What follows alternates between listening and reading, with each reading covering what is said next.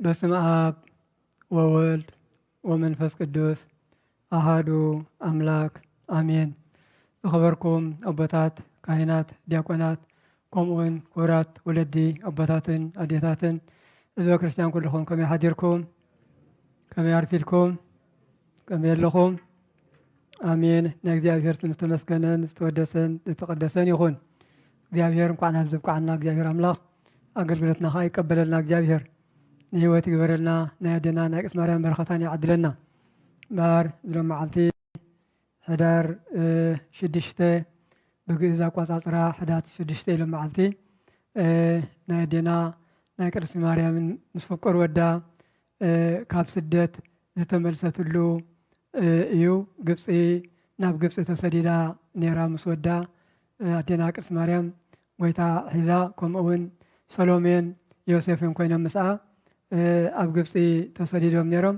በዚሎም መዓልቲ ግን ካብ ስደት ዝተመልስሉ እዩ። ጎይታናን ኣምላኽናን መድሃኒና ኢየሱስ ክርስቶስ ሒዛ ናብ ግብፂ ሰዲዳ ነራ። ሕጂ ግን ሕጃ ከዓ ካብ ግብፂ ተመሊሻ እዚ ከዓ መፅሓፍ ቅዱስ ዝነግረና ሓቂ እዩ። ከም ትቅድም ኣብ ወንጌል ማቴዎስ ምዕራፍ 2 ኣብቲ ምዕራፍ 2 ናብ ግብፂ ምስዳዱን ካብ ግብፂ ምምላሱን ኣብኡ ይጠቕሶ እመኒ ክንደይ ግዜ ኣብ ግብፂ ከም ዝፀንሐት ከዓ ራእየ ዮሃንስ ምዕራፍ 12 ፍቕዲ 6 እስካብ 14 ዘሎ ከዓ ፅቡቅ ገይሩ ይጠቕሶ።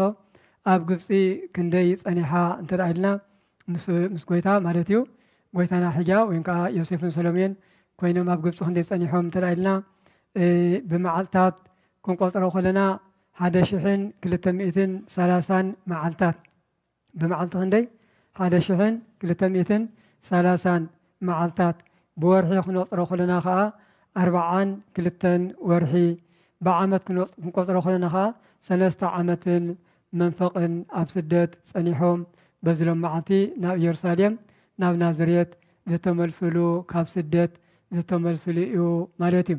ስለዚ ጎይታናን ኣምላኽናን መድሃኒናን ኢየሱስ ክርስቶስ ተሰዲዱ ክንብል ከለና እሱ ኣብ ኩሉ ካብ ቦታ ናብ ቦታ ድውሰን ኣይኮነን። በቲ ዝለበሶ ስጋ ግን ኣብ ደይ ግዚኡ ክስቀል ስለ ዘይብሉ በቲ ግዜቲ ሄሮድስ ህፃናት ኣብ ዝቐትለሉ ግዜ ኣዴና ቅድስት ማርያም ሕጃቶ ናብ ግብፂ ከይዳ እዚ ከዓ ትንቢት ስለ ዝነበረ እምበሪ ከምኡ ኣይኮነን።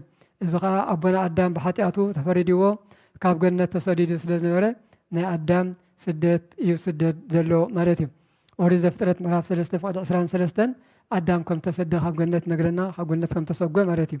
እምበር እሱሲ ኣብ ኩሉ ዘሎ እዩ። ጎይታስ ኣብ ኩሉ ዘሎ እዩ። ኢሳያስ ትንቢተ ኢሳያስ ምዕራፍ 66 ካብ ፍቅዲ 1 እንታይ ይብል? ሰማይ ዙፋኑ ምድሪ መርገፂ እግሩ እዩ ኣምላኽ።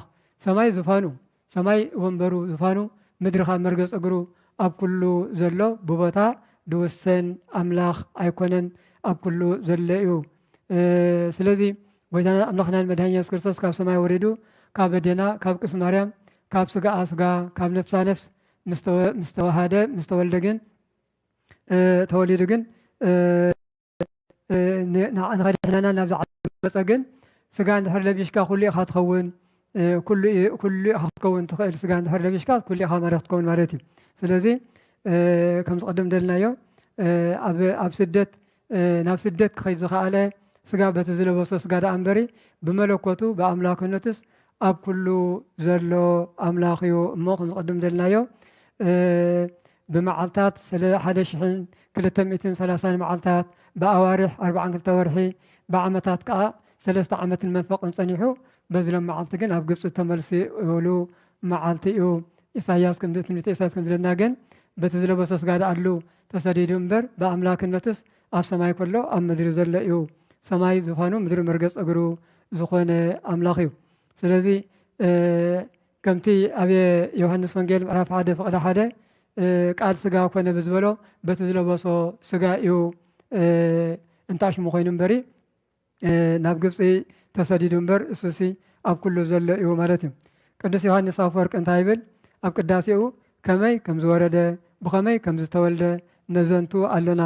ካብ ኣቦኡ ከይወፀ መፀ፣ ካብ ህልውንኡ ከይተፈልየ ወረደ፣ ካብ ሰለስትነቱ ከይተፈልየ መፀ፣ ካብ ሓድነቱ ከይተነፀለ ወረደ፣ ካብ መንበሩ ከይዘንበለ ኣብ ማህፀን ድንግል ሓደረ ይብል ማለት እዩ ስለዚ ራእይ ዮሃንስ ከም ተጠቐሶ ኣብ ስደት ቅድም ከም ዘልክቦ ማቴዎስ ወንጌል ከም ዝተሰደ ናብ ግብፂ ጥራይ ይጠቅስ ክንደይ መዓልቲ ከም ነበረ ኣይጠቅስኒ ራእይ ዮሃንስ ግን ፈልዩ ከዓ ጠቒስዎ ማለት እዩ እምበኣር ጎይታናን ኣምላኽናን መድሃኒናን ኢየሱስ ክርስቶስ ናብ ግብፂ ዝተሰዶ ካብ ግብፂ ዝተመልሶ ኩሉ ትንቢት ስለ ዝነበረ እዩ ናብ ግብፂ ተሰዲዱ ካብ ግብፂ ተመሊሱ እዚ ንሓደ ተራ ሰብ እዩ ናህና ስደት ናብ ዝኸይዱ ናብ ዝመፅኡ ድበሃል እምበር ንኣምላኽ ዝሰማምዖ ኣይኮነን ነገር ግን በቲ ዝለበሶ ስጋ ግን ስጋ ለቢሱ ንሕና ዝኾንናዮ ኩሉ በጀካ ሓጢኣት ኩሉ ስለ ዝኾነ እዩ ብመለኮቱ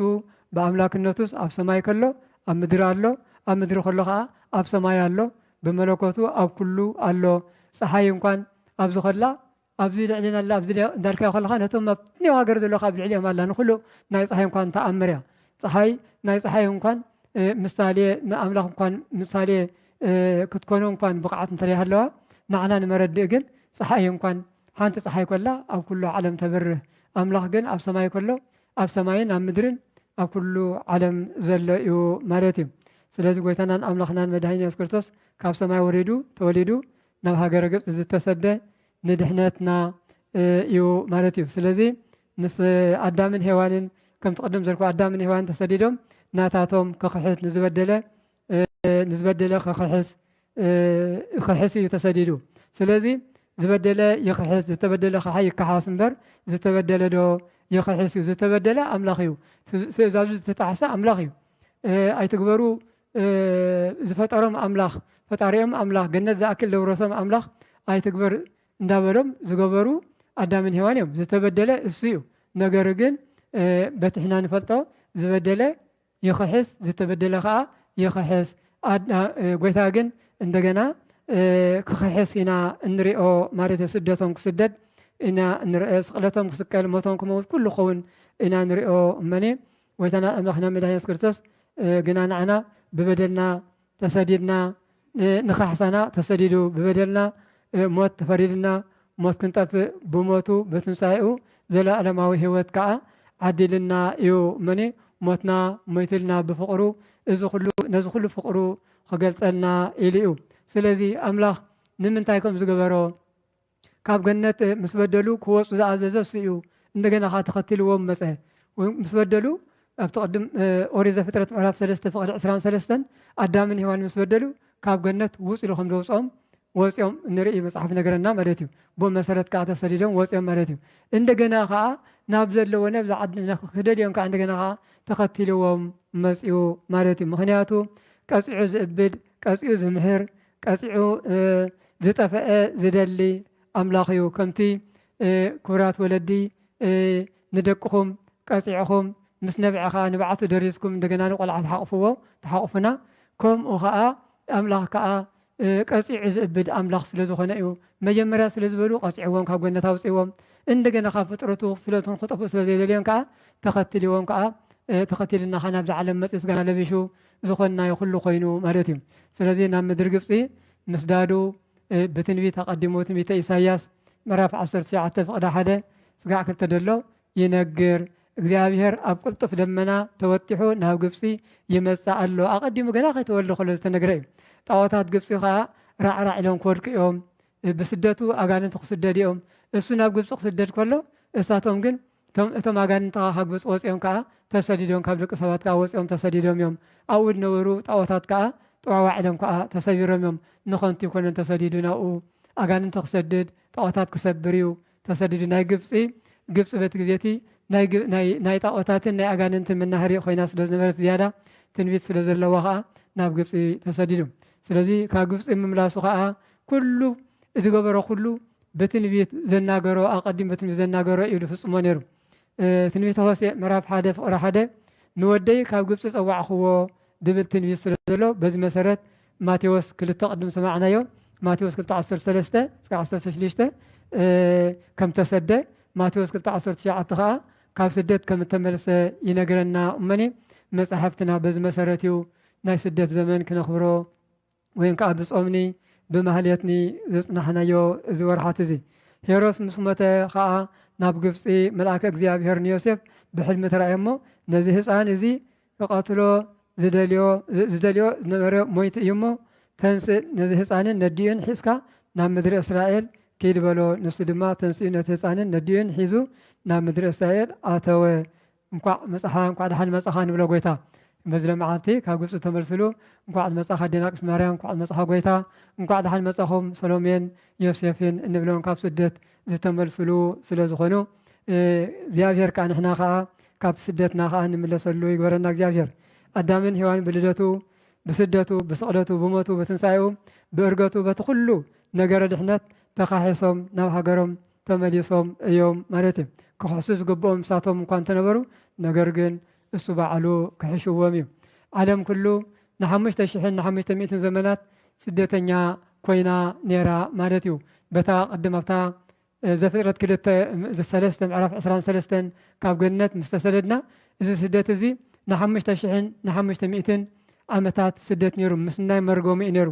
ስለዚ ጎይታ ግን መፅኡ ግን ስጋና ለብሹ ኣብ መስቀል ተሰቂሉ ግን ነቲ መርገም ኣልግሽዎ ነቲ ዝተዓፅኦ ገነት ከዓ ብደሙ ከፊትዎ ምስጋና ይብፅሓዮ። ስለዚ ጎይታ ብስቕለቱ ዝተዓፅኦ ገነት ብደሙ ከፊትልና ብእግዚአብሔር ኣሚንና ብ480 ብስም ኣብን ወልድን መንፈስ ቅዱስን ሓደ ኣምላኽ ተጠመቂና ገነት ከም እንወርስ ገይርና እዩ። ካብ ስደት ከዓ ከም እንመለስ ከዓ ገይርና እዩ። ሓደ ሰብ ተጠሚቑ ቅዱስ ክንክርቶም ተቐቢሉ እንተበደለ ከዓ ተነሲሑ ኩሉ ግዜ ብገነት ቅድም ተዓፅያ ነበረት ሕጂ ግን ተኸፊታ ንኩሉ ሰብ ክፉት ገይርልና እዩ እግዚአብሔር። እመኒ ንሕና ደቂ ሰባት ካብ ገነት ብሓጢኣት ተሰዲዶም ዝነበሩ ኣዳምን ሔዋን ደቆም ከዓ ኣብዚ ዓለም ከዓ ንኩሎም ነቶም ደቆም ከዓ ስደተኛታት ገይሮምና ወይ ከዓ ገይሮምሞ ነይሮም። ክርስቶስ ግን ካብ ስደት ክንምለስ ከዓ ስጋና ለብሹ ተሰቂሉ ሞይቱ ነታ ዝተዓፅኦ ገነት ከፊቱ ክፉት ገይርልና ኣለና። ጥራይ ናብ ገነት ዘእቱ ናብ መንግስቲ ሰማያት ዘእቱ እምነትኒ ምግባርኒ ጥራይ ሃለና እምበሪ ገነትሲ ክፍት እያ ተኸፊተ እያ። ናይ ስጋ ስደት እንተደኣ ሪእና እስራኤላውያን ን430 ዓመት ኣብ ግብፂ ተሰዲዶም ብእግዚአብሔር ብሙሴ መራሒነት ብቅዱስ ሚካኤል መራሒ መንገድነት ኮይኖም ናብ ዓዶም ከም ተመልሱ ይነግረና። ከምኡ እውን እስራኤላውያን ንኻልኣይ ግዜ ቅድም ተሰዲዶም እዮም ከይዶም ነይሮም። እንደገና ከዓ ንባቢሎን ተሰዱ ከዓ 70 ዓመት ከዓ ኣብ ባቢሎን ኣብ ስደት ፀንሑ ከዓ ተማሪኾም ምስ ከዱ እዚ ከዓ እግዚአብሔር ብቸርነቱ ከዓ ብኤርምያስ መራሒነት ከዓ ከና ዓዶም ከዓ ክምለሱ ገይሮምኒ ኣምላኽ ናብ ዓዶም ተመሊሶም ተማሪኾም እዮም ባቢሎን ከይዶም ነይሮም። ግን ከም ዝምለሱ ገይሩ ብዝተፈላለየ ምክንያት ሰብ ይስደት። ካብ ጥንቲ ጀሚሩ እዩ ፀኒሑ ስደት ሎሚ ዝመፀ ሎሚ ዝተጀመረ ኣይኮነን። ካብ ዘመነ ኦሪት ጥራይ ዘይኮነስ ብዘመነ ኣበው ከይተረፈ በዓል ኣብርሃም ከም ዝተሰዱ ይነግረና መኒ ብዘመነ ኣበው ነይሩ ብዘመነ ኦሪት ነይሩ። ሕጂ ከዓ ኣሎ ስደት ምክንያቱ ብዙሕ እኳ እንተኾነ ብሓጢኣት ስደት ኣሎ፣ ብፀገም ስደት ኣሎ፣ ምንቲ ሃይማኖት ስደት ኣሎ። ኣብ ማቴዎስ ወንጌል ምዕራፍ 5:10 ምንቲ ፅድቂ ዝስደዱ መንግስተ ሰማያት ናቶም እያ።